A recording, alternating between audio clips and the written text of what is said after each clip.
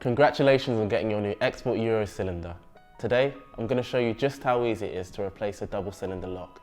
If you've got 10 minutes, a screwdriver and a ruler, you're good to go. Let's get started. First up, grab the key to your current lock and insert it into the cylinder from the internal side of the door. Now, find the fixing screw on the edge of your door, right by the cylinder. Use a screwdriver to unscrew it all the way. Once that's out, slightly turn the key to the left or the right until you feel the cam align.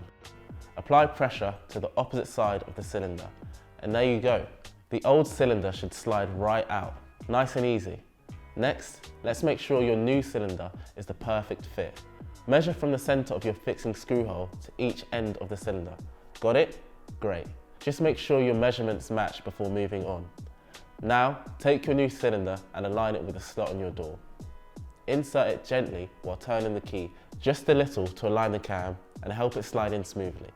The cylinder should sit flush with the surface of the door nice and snug.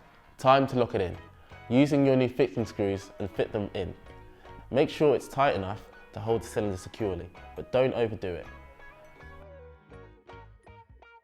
And now for the final test. Insert your key and turn it both ways.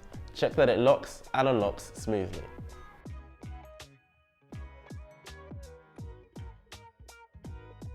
Pro tip, if the key feels stiff, don't force it. Just check the alignment and make sure everything fits in place.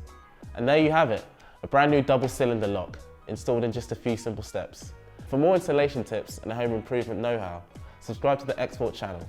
We've got plenty more to share. And don't forget to check out xfort.co.uk for all your door hardware needs. Plus, get 10% off your first purchase.